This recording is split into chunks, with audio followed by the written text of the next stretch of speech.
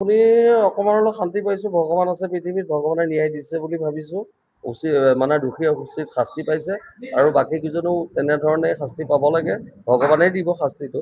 আৰু জৰিয়াটো চবৰে হয়তো বেলেগ বেলেগ হ'ব পাৰে। আজি চাগে আপোনাৰ ল'ৰাও অকমান হ'লেও শান্তি পাব। অকমান হ'লেও মই শান্তি পাইছোঁ, ডেফিনেটলি শান্তি পাম, কিয়নো নাপাম বাৰু কওকচোন। যাৰ লগত ঘটে সিহে বুজি পায় কথাবোৰ। এতিয়া মই দিশহাৰা নিচিনা হৈ পৰিছিলোঁ, আজি যেতিয়া এই খবৰটো শুনিছোঁ অকমান হ'লেও মই শান্তি পাইছোঁ। আপোনাৰ ল'ৰাও চাগে আজি অলপ অকমান হ'লেও সি শান্তি পাইছে চাগে। মাকৰ এনেকুৱা এটা ঘটনা, যিটো ল'ৰা মাক বাপেকৰ বুকুৰ মাজত আছিলে, সি আজি মই যেতিয়াই তাৰ ওচৰলৈ যাওঁ, ল'ৰাটোৱে সদায় গাড়ীখনত মানে অকমান বিচাৰে মাক আছে নেকি, আহিছে নেকি, মা দেখোন অহা নাই। মই বুজি পাওঁ সেইটো, মই আমাৰ নিজৰ সন্তান আছিলতো, আমি বুজি পাওঁ মানে বুকুৰ মাজত থকা ল'ৰাটোৱে কাক বিচাৰিছে, কি কৰিছে। কিন্তু কি কৰিব আৰু, নিয়তিয়ে লৈ গুচি গ'ল আৰু।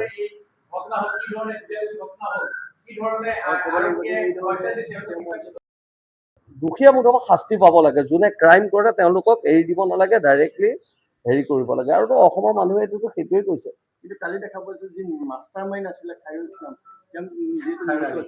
কি ক'ব? শুনিছো তো তেওঁ হেৰি হৈছে বুলি, মৃত্যুবৰণ কৰিছে আৰু কৰিবই। ভগৱান আছে ন পৃথিৱীত, উচিত ভগৱানে শাস্তি দিবই। আপুনি এই ঘটনা এই যি ঘটনা হ'ল তাক লৈ আপুনি শান্তি পাইছে?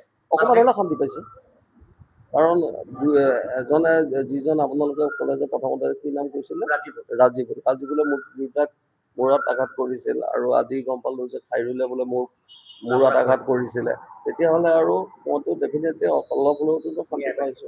নিশ্চয় নিশ্চয় গীতাশ্ৰী, এয়া আছে